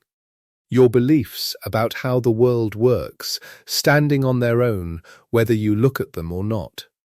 Your certainties, your fears, the ones that solidify in the small hours and feel as though they have always been there and will always be there. You carry the bag and you are tired from carrying it, and then someone says, the bag is empty. And you feel the relief of that, the actual physical weight of the relief, the way a long-held breath releases. And you set the bag down.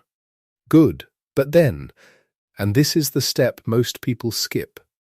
If you go and look inside the bag and pull out the emptiness itself and hold it up and say this is the thing I have been looking for all along.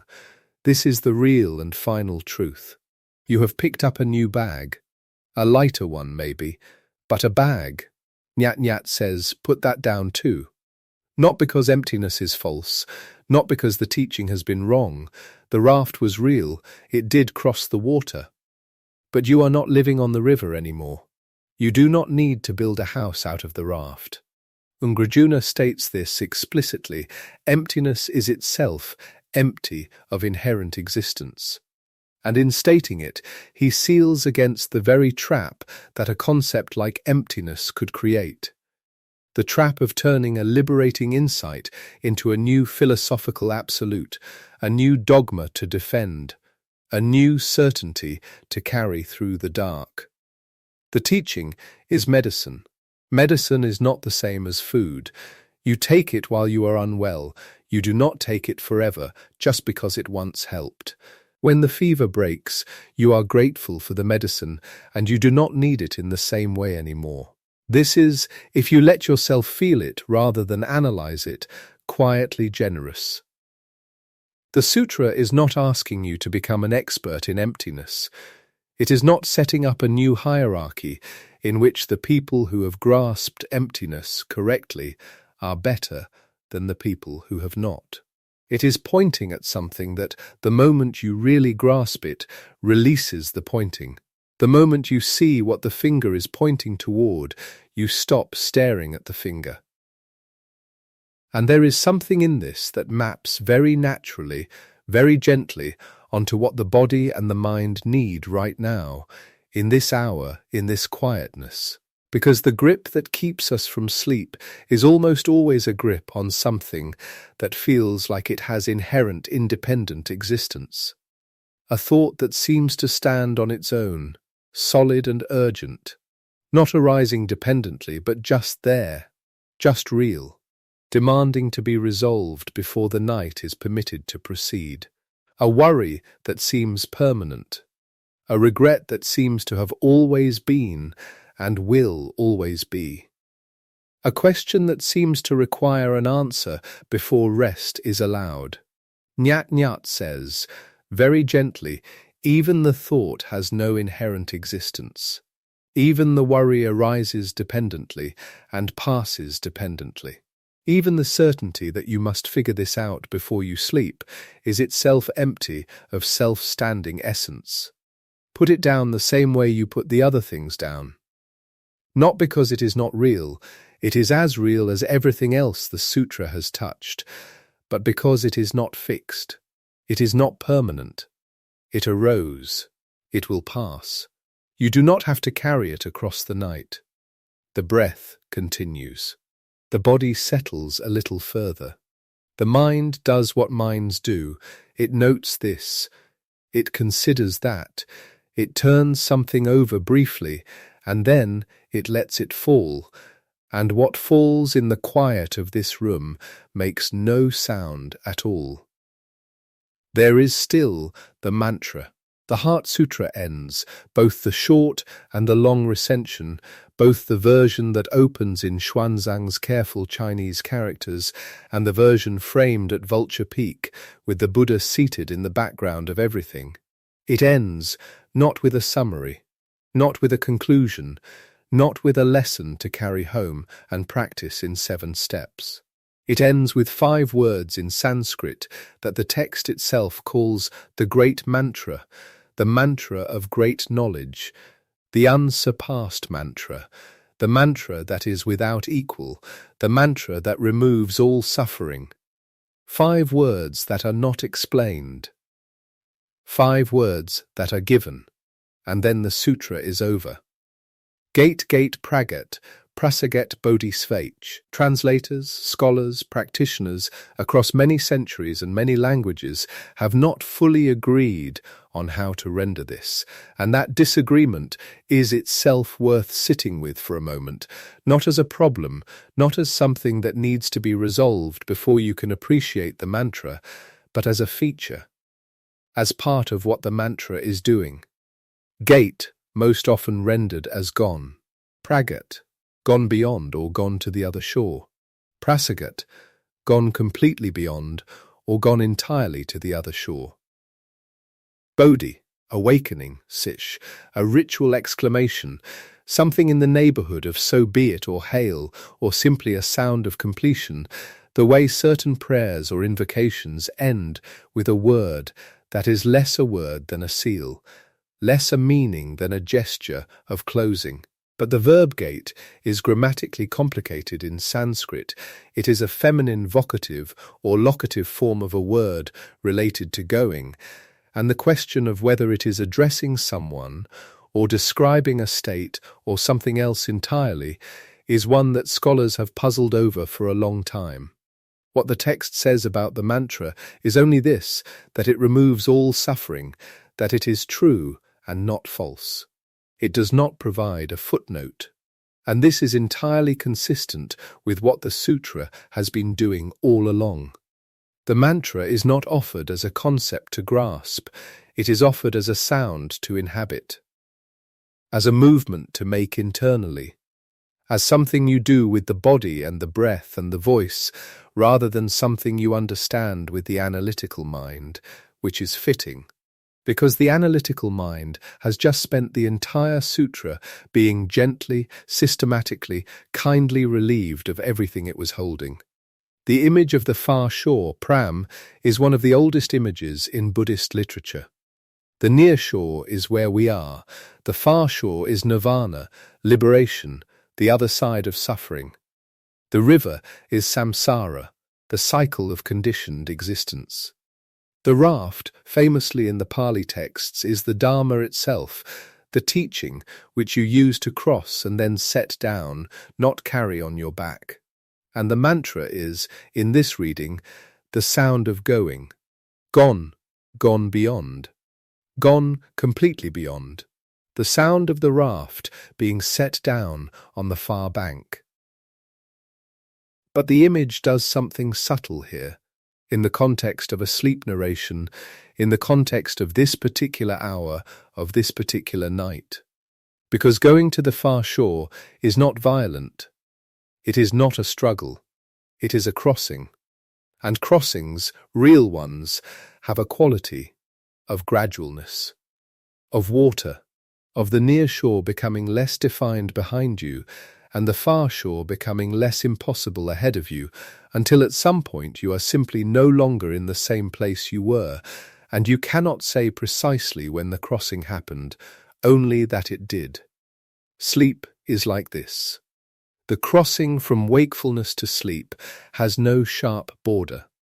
There is no line you step over. There is no moment where you say, now I am going, now I am gone. There is just the gradual receding of the near shore, the thoughts becoming less insistent, the body becoming less defined.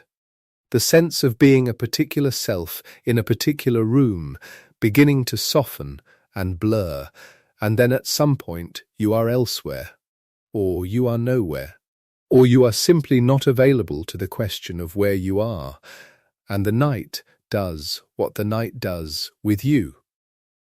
Gate, gate, pragate. Gone, gone, gone beyond.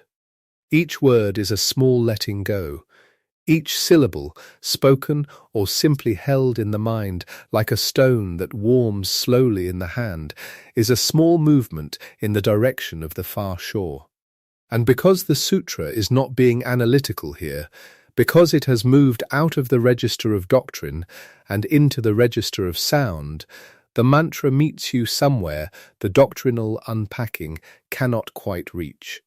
In the body, in the breath, in the rhythmic repetition that bypasses the part of the mind that needs to evaluate and understand and passes directly to the part of the mind that knows how to rest. This is why a wisdom text ends in a mantra rather than a conclusion. The conclusion would be another thing to hold, another formulation to carry. The mantra is something different. It is a vehicle. You get on it. You let it move. Prasagate, gone completely beyond. There is a story, not verifiable in the way facts are verifiable. It belongs to legend, to the texture of how Xuanzang has been remembered across 14 centuries, that the great pilgrim monk, the man who travelled from Tang dynasty China all the way to India and back to bring Buddhist texts home, who translated the short recension of the Heart Sutra into Chinese in the year 649, who is the historical original of the monk in the Journey to the West, chanted the Heart Sutra to protect himself as he crossed the Central Asian deserts, the deserts between his home and his destination. The long, uninhabitable stretches of the route, the Taklamakan on one side and the Gobi on another, where water was scarce and direction was difficult, and the isolation was total. Whether he literally chanted it, whether the story is precise, the tradition says he did. And there is something in that image, preserved and passed down not as doctrine, but as atmosphere, that feels right. A man in an enormous, empty, sand-coloured silence, chanting a text about emptiness, going, going, going, beyond. The near shore of his homeland receding behind him, the far shore of India, not yet visible ahead. Nothing around him but the desert's particular kind of open space, which is not barren in the sense of dead.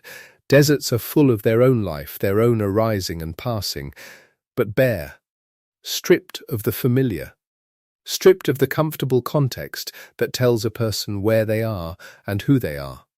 And in that stripping, in that enormous, still, disorienting openness, the words that say, gone, gone, gone beyond, recited not because they were explaining anything, not because Xuanzang needed to be reminded what Nyat meant, but because the sound was a companion, because repetition in the body steadies something that cannot be steadied by arguments, because the mantra is not about crossing the desert, it is the crossing. You can let the image be with you for a moment. The sand, the enormous quietness, the sound of one human voice in all of that space, moving, and then the desert gives way, and we come back to the room. There is one more thing to return to, before the narration finds its way to its own far shore. One loop that has been open since the very beginning of this text, since before we had named any of these ideas, before Nyat had been distinguished from nothingness, before Ngrujuna had been introduced, before the skandhas had been unpacked, before any of the careful work of the middle sections. The scene. The long recension of the Heart Sutra, the version that includes the conventional sutra frame, the opening and closing that the short version omits, sets the teaching at Gidraka, Vulture Peak, a real place, a hill near the city of Rajgir in what is now the Indian state of Bihar, where the Buddha is said to have delivered a number of important teachings. The name comes from the shape of the rock at the summit, which resembles a vulture, or possibly from the vultures that circled it, or both. It is a hill with a double name. In the long recension, the Buddha is present, but he is present in a particular way. He is in a deep meditative absorption, samadhi, and he is not speaking. He is the still centre around which the scene takes place. And in the field of his stillness, something arises, Avalokitevara, the Bodhisattva, looking deeply, and Riputra, the disciple, listening deeply, and between them the teaching that will become the Heart Sutra, the conversation that the sutra preserves. The Bodhisattva of compassion, the disciple foremost in wisdom. Why this pairing? Why, out of all possible combinations, does this text choose to put these two specific figures in conversation? The Buddha's circle in the early texts includes many disciples with different qualities, different emphases. Nanda, the one with the perfect memory. Mahkasapa, the one noted for his austere practice. Anuruddha, who developed the divine eye. And Riputra, who was recognized as the one whose analytical intelligence was unmatched, whose ability to understand and systematize and transmit doctrine was the most precise among all the disciples. Foremost in wisdom, the Buddhist tradition's own accolade for him, Praj Aga in Pali. The best at exactly the thing the Heart Sutra is about. And Avalokitevara, the Bodhisattva not of wisdom, but of compassion. Karu, the one who hears the cries of the world, which is what the name means in one of its readings, the one who perceives the sounds of the world, looks and listens and responds. In Chinese tradition, Guanyin, female and gentle, one of the most beloved figures in all of East Asian religion. In Tibetan tradition, Chenrezig, whose compassion is said to be so encompassing that he postponed his own final liberation until every sentient being is free. In Japanese tradition canon, present in 10,000 temples, depicted with many arms that reach in every direction at once to help. The Bodhisattva of compassion is the one who delivers the wisdom teaching. And this, when you sit with it, is the pairing that the whole sutra is quietly about.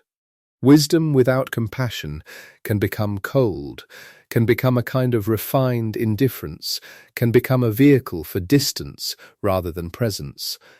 And compassion without wisdom can become entangled, can mistake its own emotion for the other person's reality, can help in ways that are more about the helper's need than the helped.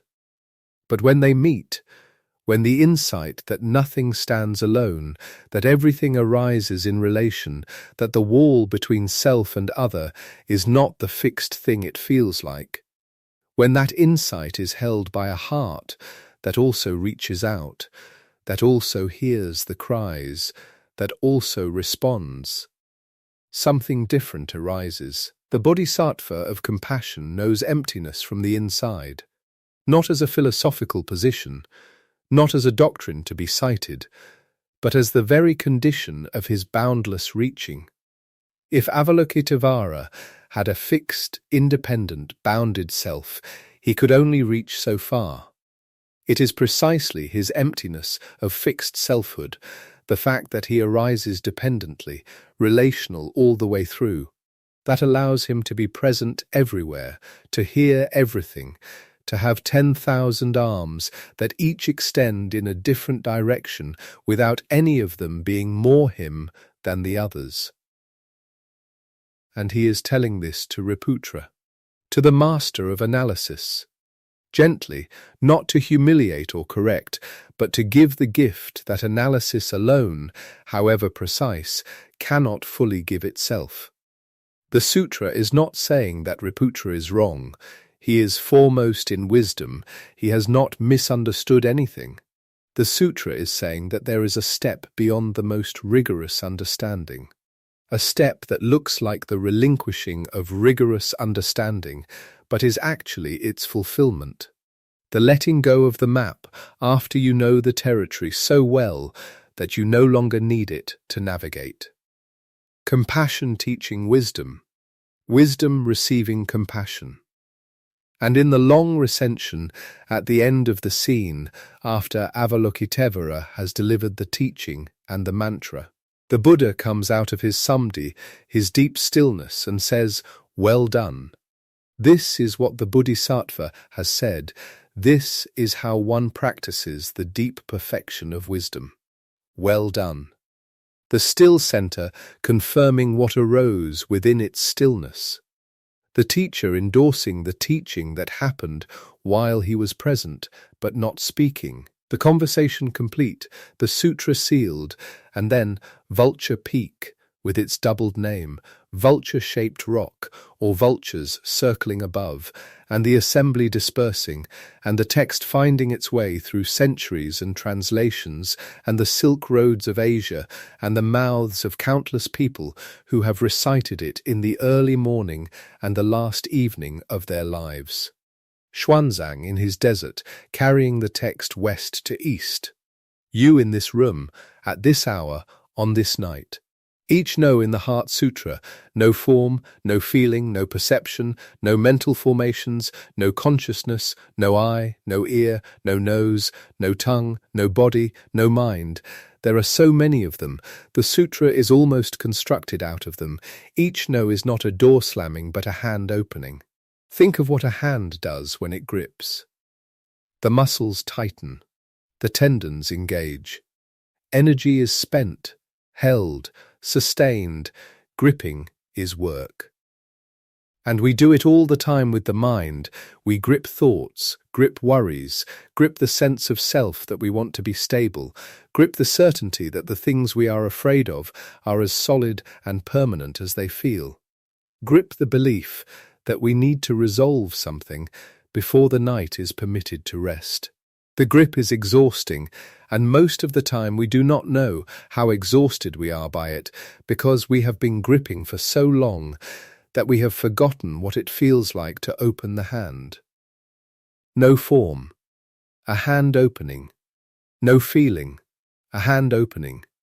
No perception, no mental formations, no consciousness, a hand opening and opening and opening. No eye, no ear, no nose, no tongue, no body, no mind. All the senses through which the world arrives, all of them acknowledged, each one named, and then held lightly rather than clutched, and the holding lightly itself being what the no means. Not these things do not exist. Not your eyes are an illusion. But these things do not exist in the rigid, fixed, permanent way that the clutching mind needs them to. They arise, they function, they are real in the way that the river is real while you are in it, and they are not things to grip, because nothing that arises dependently can be gripped the way we try to grip things. No suffering, a hand opening on what the body is carrying tonight. No origin, a hand opening on the story of how it started, the story that loops. No cessation, a hand opening on the need for it to stop on a particular schedule, in a particular way, by a particular hour. No path, a hand opening on the idea that you must be doing something correctly in order for rest to come, that you must earn it, that you must navigate toward it rather than simply allowing the body to do what the body already knows how to do in the dark. No wisdom, no attainment. The hands completely open, both of them, nothing held. And in that opening, which is not absence, which is not emptiness in the sense of vacancy, but nyat, the open space of dependent arising. The space that is there precisely because nothing in it is fixed and permanent. In that opening, the breath arrives. It was always arriving. You did not have to arrange it. It does not need you to grip it for it to continue.